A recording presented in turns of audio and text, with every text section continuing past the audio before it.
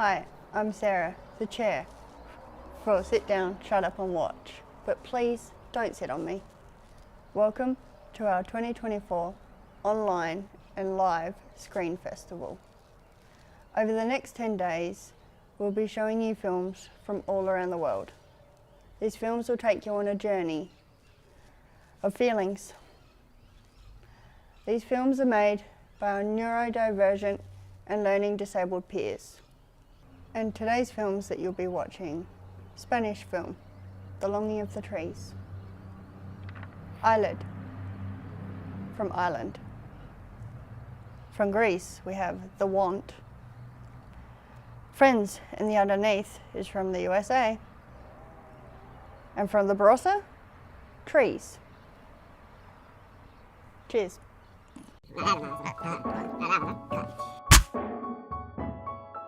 The Longing of the Trees is a charming allegory about making do with what assets you're given, told through the perspective of three Russian dolls. This heartwarming story is perfectly balanced with a unique variety of animation. The true standout is the watercolor effects of the environment and trees. Plus, the character animation is simple but effective. A well-crafted short film.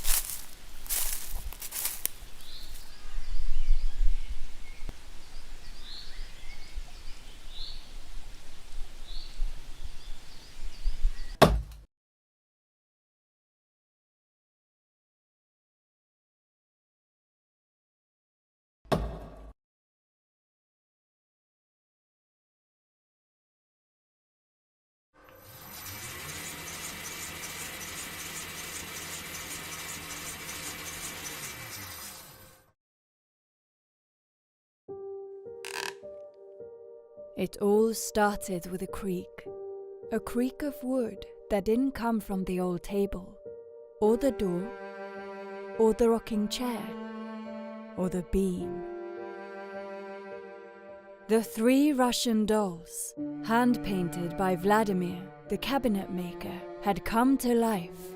Sorry, they woke up. The middle one was made of linden wood, a huge, wild, leafy lime tree that for dozens of years lived in a steep, rocky ravine, clinging with its roots to the rocks in a constant fight against gravity.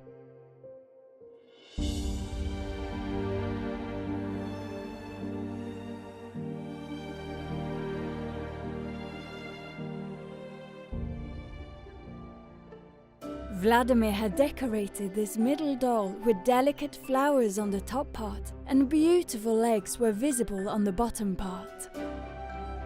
Everyone thought it was just a drawing, but suddenly they were transformed.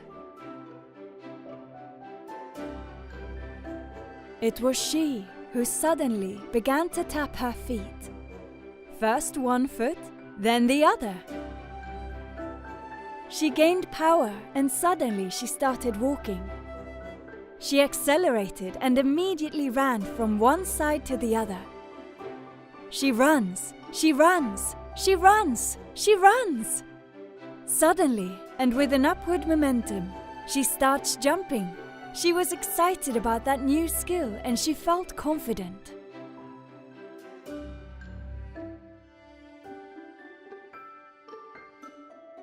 The second doll, in a flash, turned the drawing of her hands into two beautiful arms. The first doll gave her so much momentum that she finally stumbled and ended up falling to the ground. How could she get up? And while she thought about it, and with a little effort, she was standing up, helped by the other who had already begun to wave her arms.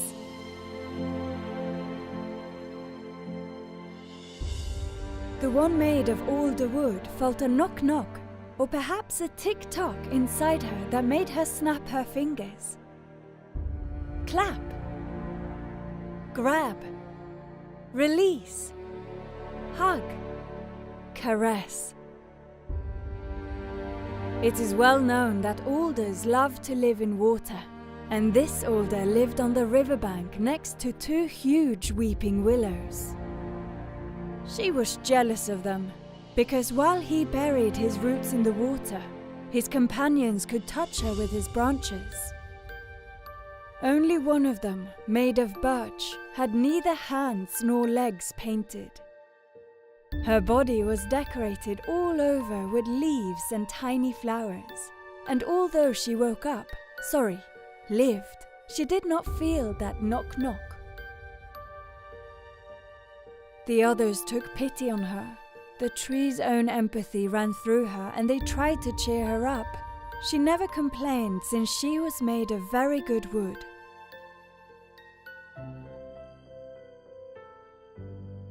Her father, the birch, had lived alone in a small garden surrounded by roses and showy flowers, rivaling them in beauty.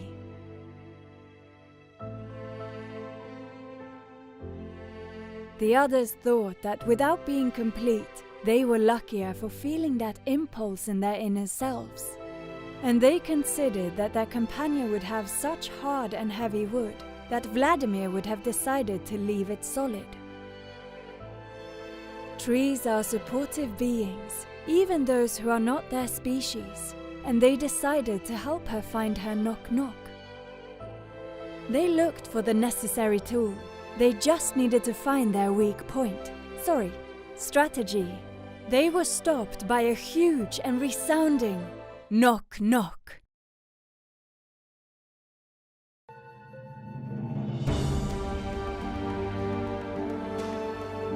And that delicate and fragrant nature of hers, in its own way, revealed itself.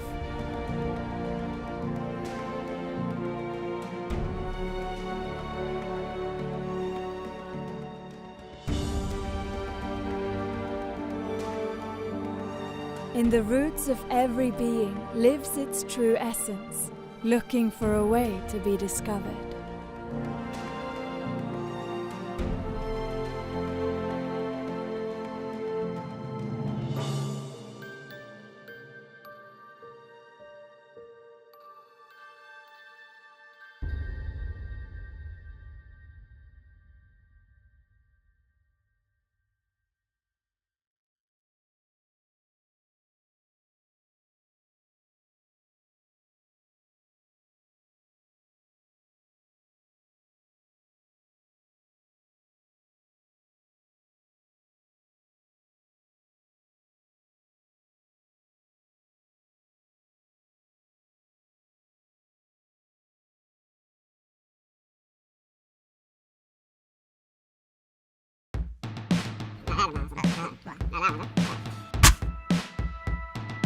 Going from one beautiful animated short to another, Ailid tells a brief fable about a girl trying to fit in a world where everyone else has bigger antlers.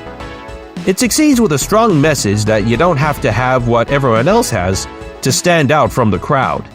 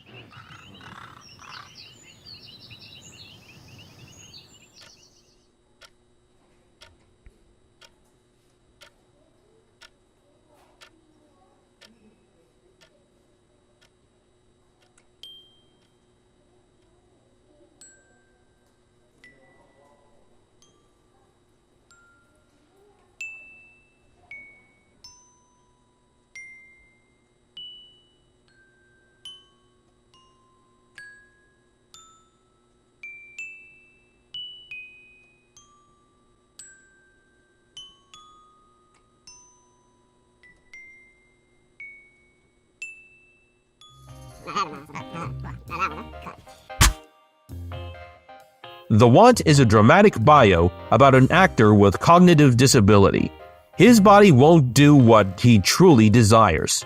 Even his tongue won't let him say a particular word. It is a touching commentary on the life of the disabled.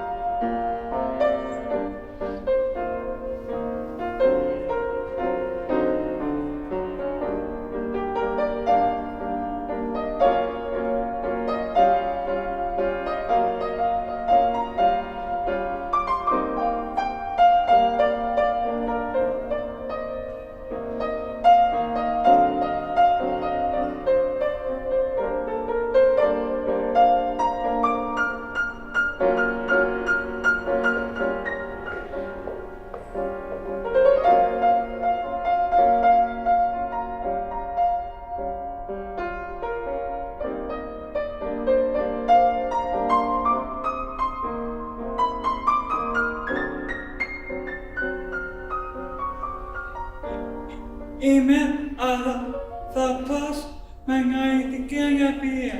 Είμαι ηθοποιός. Έκανα ένα ρόλο.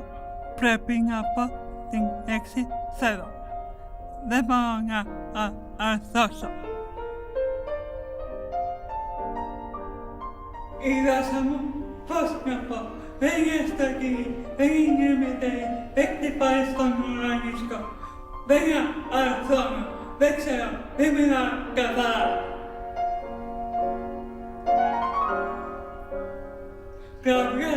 Κραυγάζω τη λέξη θέλω.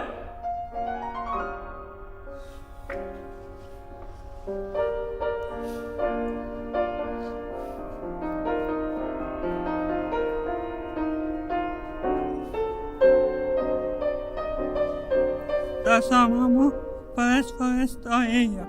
Δεν ανταποκρίνεται στους δικούς σου δείκτες νοημοσύνης για να καταλάβεις την κίνηση του στο θέλω.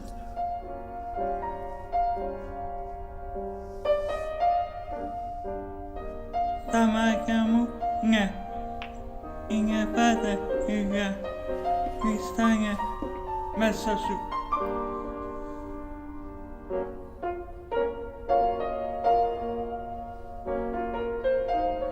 Αυτή η κραυγή μου, αυτή η άκαψη κίνηση μου,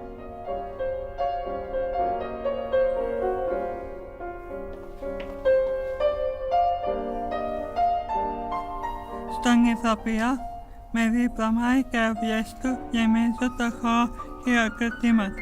Τόσο δυνατά χειροκροτήματα που ίσως καμιά φορά σκέφτομαι ότι οι θεατές δεν αντέχουν να ακούνε τις κραυγές σου.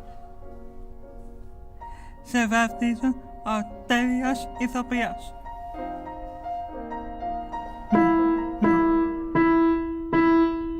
Τις δικές μου κραυγές στο δικό μου θέλω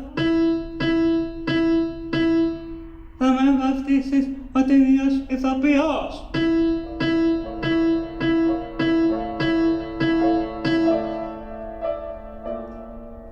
Θα χειροκροτήσεις δυνατά για να καλύψεις τις κραυγές μου.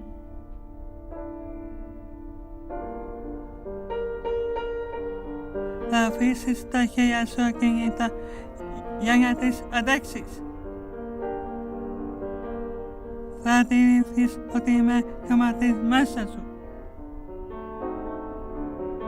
Θα ταυτιστείς με τα όλα μου, την κραυγή μου. Θα προχωρήσεις για να βρεις αυτό που έχεις χάσει. Αυτό που βρήκες. Θα γευτείς από τα δάκρυα σου κουρτώντας στο φαγητό σου.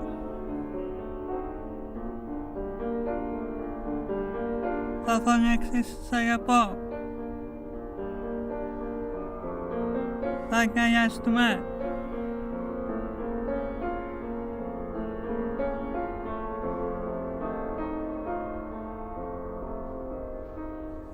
Agayastuma Basi.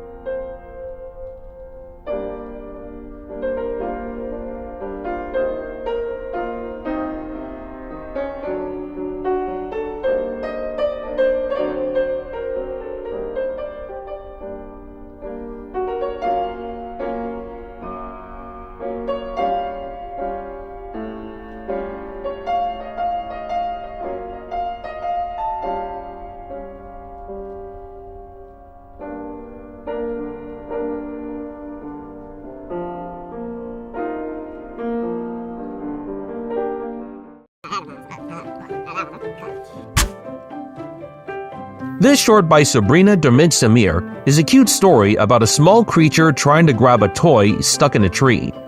It is a sweet tale that delivers the importance of friendship. What one character cannot do, another certainly can.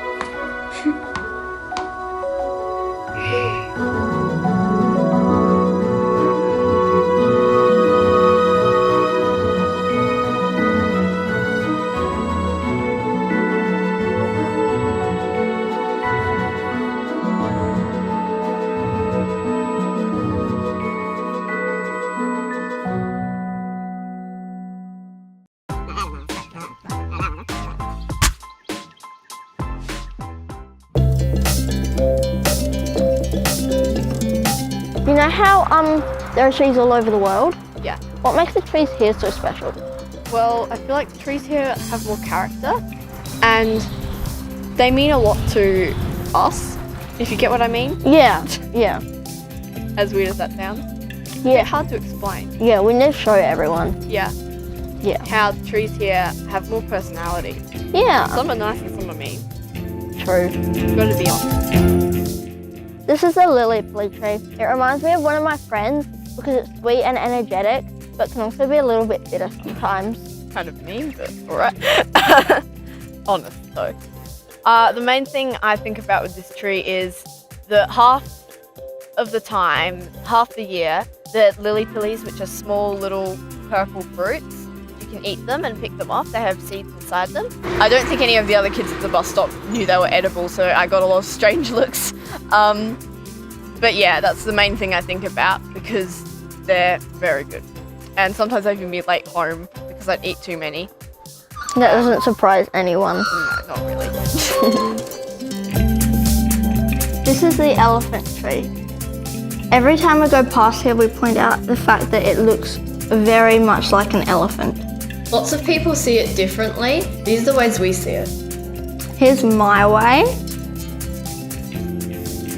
And here's my way. This is the cactus tree, and it is quite a mean tree, and whenever you go past, you need to be very careful of it. Yeah, every time you go past it, it often branches out and you have to avoid it and often slow down. These are the poles that are in the park. They imitate nature's sound and they are near all of the real trees. Yeah, they glow in the dark, which is really cool when you come here at night. And they, even though they're not real trees, they make quite spooky noises when you walk through them all. We often think of it as the real trees around the poles are kind of snobby of the fake trees, sort of standing there like, you're just trying to be like us and we are the real thing. Just over there is the baby snake tree, and we call it that because when we were over here one day, there was a little baby snake on the ground. And it was dead, but we didn't know that. And we had no shoes on, so when I went to walk over the tree, there was a little baby snake there and it scared me and I jumped onto the tree. And then I poked it with a stick and we found out it was dead. But yeah, we always still call it that, the baby snake tree. It's a bit of a tricky tree because it always looks like it's really good for climbing. In reality, it's really slippery. Lots of kids go onto it and then they can't get down.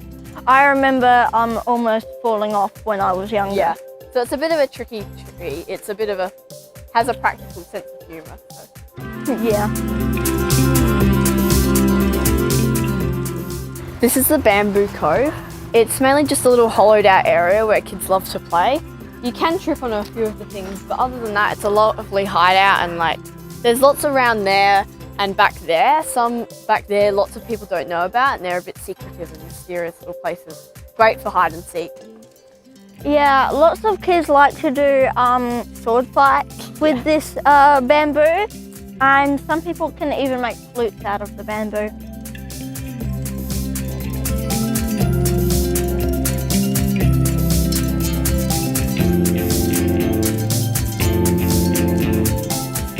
I think that's why trees here in Angaston are so much better. Yeah, it's because they have more character and personality, I think. Yeah, I think we've have shown them names for how. all of them. Some are mean, we have to be honest about that. Some are not nice trees, but the rest, they're nice. Yeah. They're part of our life now.